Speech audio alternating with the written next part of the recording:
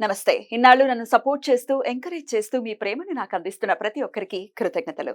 అలాగే ఈ వీడియో కూడా ఖచ్చితంగా మీకు ఉపయోగపడుతుంది. లైక్, షేర్ అండ్ సబ్స్క్రైబ్ చేసి మీ సపోర్ట్‌ని నాకు అందించండి. అలాగే ఈ వీడియో పట్ల మీకున్న అభిప్రాయాన్ని కామెంట్ సెక్షన్‌లో కామెంట్ చేసి తెలియజేయండి. ఇప్పుడు వీడియోని చూద్దాం. జ్యోతిష్య శాస్త్రం ఒక అద్భుతం. వేదాంగమైన జ్యోతిష్య శాస్త్రం అనేటువంటిది మానవ జీవన గమనానికి ఒక వరం. జ్యోతిష్య శాస్త్రం నీ జీవితంలో వెలుగునింపే ఒక భాష. ఆ భాష నీకు అర్థమైతే ప్రకృతి నీతో మాట్లాడుతుంది. అస్ట్రాలజీ నేర్చుకోవాలి అనుకునే వారికి అద్భుత అవకాశం. మురళీధర శర్మ గారి అస్ట్రాలజీ క్లాసెస్ అతి త్వరలో మొదలు కాబోతున్నాయి. 100% జాబ్ గ్యారంటీ. వివరాల కొరకు సంప్రదించండి. నమస్తే, వెల్కమ్ టు అవర్ ఛానల్. నేను పద్మిని. ప్రస్తుతంతో పాటు ప్రముఖ ఆధ్యాత్మికవేత్త, ప్రముఖ న్యూమరాలజిస్ట్, లక్ష్మీ నరసింహస్వామి ఉపాసకురాలు శ్రీమతి స్రవంతి గారు మనతో పాటు ఉన్నారు. మాట్లాడతాం. నమస్తే అక్క. నమస్తే పద్మిని. అక్క, లక్ష్మీదేవి పూజకి సంబంధించి మీరు పలుమార్లు చెప్పారు. సుగంధ ద్రవ్యాలకి ఖచ్చితంగా ప్రధానమైన పాత్ర ఉంటుంది లక్ష్మీదేవికి ప్రత్యేకించినటువంటి పూజలో అని. అయితే పచ్చకర్పూరం, అబ్బా ఆ హారతి అద్భుతంగా ఉంటుంది. పచ్చకర్పూరంతో హారతిస్తున్నా, లేకపోతే దాని ఫ్లేవర్ మాత్రం కొట్టొచ్చినట్టు కనబడుతుంది చిటికడ వేస్తేనే. అవును. అయితే దీంతో స్వామివారికి కూడా, అటు వెంకటేశ్వర స్వామికి కూడా, అలాగే లక్ష్మీదేవికి కూడా చాలా విశేషంగా రకరకాల పూజలు అనేవి చేస్తూ ఉంటారు. మరి పచ్చకర్పూరంతో ఒక మంచి పూజా విధానం చెప్తాను అని అన్నారు ప్రేక్షకులకి. తప్పకుండా చెప్తాను పద్మిని. ఆర్థిక ఇబ్బందులు చాలా ఉన్నాయి, విపరీతమైన ఇబ్బందులు ఉన్నాయి. అయ్యో మాకు రావాల్సిన అమౌంట్ ఏది కూడా మాకు రావట్లేదు, లేదు అంటే గనక ఆర్థికంగా స్థిరంగా లేదు. వస్తుంది లక్ష్మీదేవి, డబ్బు వస్తుంది, కానీ అలానే ఖర్చు అయిపోతూ ఉంటుంది. ఎప్పటికప్పుడు ఏదైనా దాద్దాము అని అంటే ఇక ఖర్చు అనేది కనిపిస్తూ ఉంటుంది అన్నప్పుడు. ఏ డబ్బైనా కూడా అనారోగ్యాలకు ఎక్కువగా ఖర్చు అయిపోతుంది అసలు అని అనుకున్నప్పుడు ఇట్లాంటి బాధలు చాలా ఉంటాయి. అవన్నీ కూడా పోవాలి అని అంటే గనక మీరు 21 days అమ్మవారికి పచ్చ కర్పూరంతో ఇది చేయాలి ఖచ్చితంగా. అయితే చాలా మంది డేట్ వస్తుంది మధ్యలో అని అంటారు. ఇప్పుడు ఆ 4 days మీరు ఆపేసుకొని చేసుకోవచ్చు అన్నమాట. అయితే కర్పూరము ఇక్కడ ఎటువంటి పరిస్థితుల్లోనూ పచ్చ కర్పూరమే తీసుకొచ్చుకోవాలి. మనం మామూలుగా పూజకు వాడే బిళ్ళలు ఉంటాయి కదా, అవి మాత్రం వాడకూడదు. పిల్లలు ముద్ద కర్పూరం కూడా వాడకూడదు. మామూలుగా మీరు ఇంత చిన్న చిన్నగానే దొరుకుతుంది. అయితే తీసుకొచ్చిన తర్వాత మీరు ఏం చేస్తారు అని అంటే, అమ్మవారు దీపం పెడతారు కదా, ఆవు నెయ్యితోనే దీపం పెట్టాలి. ఇక్కడ మాత్రం దానికి వేరే ప్రత్యామ్నాయం ఏది లేదనమాట.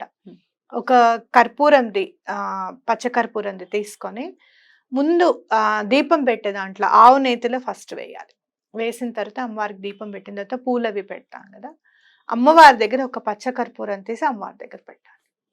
అలా 21 days కనకదార స్తోత్రం చదువుకోవాలి. పెట్టిన తర్వాత మీరు అలానే మహాలక్ష్మి అష్టకం చదువుకోండి. మీ ఇష్టం. ఇక తర్వాత అమ్మవారివి ఏం చదువుకుంటారు అనేది మీ ఇష్టం. 2 blocks తీసుకుని ఒకటేమో ప్రమిదలో వేసేస్తాము.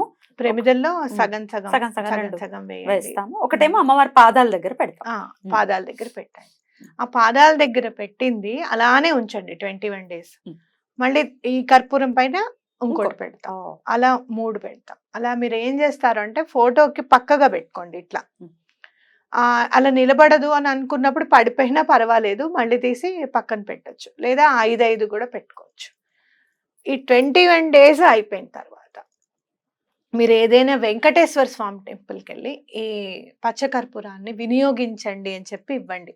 వాళ్ళు దేనిలో అయినా వినియోగించనివ్వండి. హారతి ఇవ్వడానికో, లేకపోతే స్వామికి బొట్టు పెట్టడానికో, లేదు స్వామివారికి నక్షత్ర హారతికో, స్వప్రసాదంలో కొంచెం కొంచెంగా వాళ్ళు ఎక్కడన్నా ఎలా ఉపయోగిస్తారనేది మీరేం అడగకండి, వాళ్ళ ఇష్టం.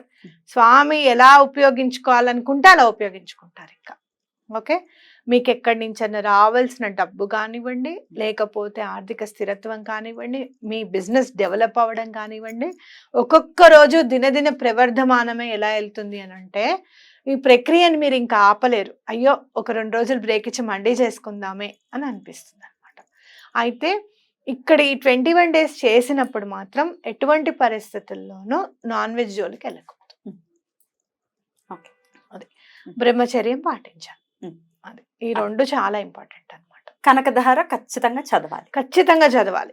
ఎటువంటి పరిస్థితుల్లోనూ చదవాలి. చాలా యాక్చువల్ గా చాలా చక్కగా నేర్చేసుకోవచ్చు, సులభంగానే ఉంటుంది. ఒకవేళ రాదండి మాకు చదవటం అంటే మీరు యూట్యూబ్ లో వినండి, చక్కగా ప్లేబ్యాక్ స్పీడ్ కూడా మీ ఇష్టం చక్కగా పెంచుకోవచ్చు.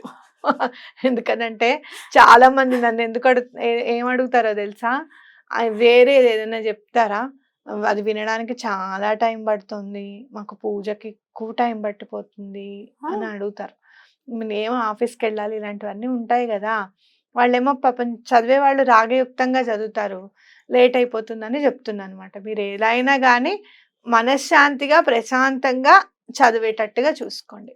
5-6 రోజులు చాలా శ్రద్ధగా చదివి విన్నారనుకోండి, బుక్ పెట్టుకొని మీరు చదివారనుకోండి, 6వ రోజు ఏమి లేకుండా మీరే చదవగలుగుతారు. వచ్చేస్తుంది నోటికి. కొంచెం కష్టమైన పదాలు ఎలా పలుకుతున్నారు అనేది దాని మీద దృష్టి పెట్టండి, తప్పకుండా వస్తుంది.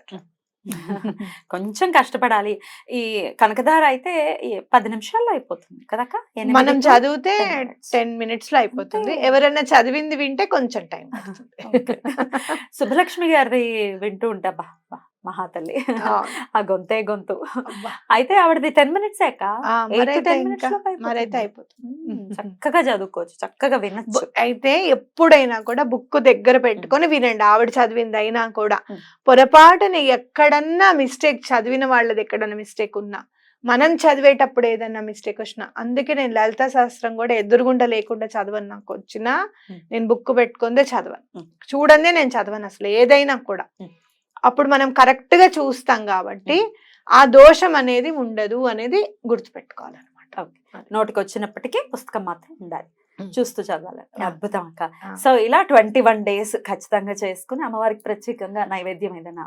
అమ్మవారికి శుక్రవారం అయితే అన్నపరవాణం నైవేద్యం పెట్టడం, గురువారాలు అయితే అమ్మవారికి శనగలు కూడా చాలా ఇష్టం. ఇవి చాలా పెద్ద శనగలు ఉంటాయి, చోలే శనగలు, అవి చక్కగా ఉడకబెట్టేసి కొంచెం పోపు వేసేసి పెడితే కూడా చాలా మంచిది. మీరు వైష్ణవి దేవి భండార్ అని భోగ్ అని చూపిస్తారు, భండార్ అని చూపిస్తారు, అందులో మీరు పూరి చోలే అవి ఉంటాయి అన్నమాట. మీరు ఇంకా పూరి వేసి పెడితే కూడా చాలా ఇష్టం అమ్మవారికి. మీ ఓపిక, ఏ రోజు మీకు ఏది ప్రసాదం చెయ్యాలనిపిస్తే ఆ రోజు చేయండి. ఎప్పుడైనా కూడా మనకి అనిపిస్తుంది, అయ్యో ఇవాళ ఇది చేద్దామే అని చెప్పి అనిపిస్తూ ఉంటుంది అనమాట. లేకపోతే మీరు ఎక్కడైనా ఏదైనా ఇన్స్టా రీల్స్ చూసినా, లేకపోతే ఫేస్బుక్ చూసినా, మరన్నా ప్రసాదం అనేది మీకు కనపడుతుంది, అదే మీరు నెక్స్ట్ చేసి పెట్టుకోవచ్చు, మీ ఇష్టం. ఇంకా ఎలాగో ఈ 21 రోజుల్లో ఖచ్చితంగా శుక్రవారాలు వస్తాయి కాబట్టి తమలపాకుల హారతి అందరికీ నిత్య దైనందిన జీవితంలో అది భాగం అయిపోయింది. అసలు ఎవ్వరూ వదిలిపెట్టట్లేదు, చెప్తున్నారు కూడా, ఏమిటో మనసు బాగోదండి అది చేయకపోతే అని అనిపిస్తుంది. అది ఎలాగో చేసుకోవచ్చు, చక్కగా చేసుకోవచ్చు.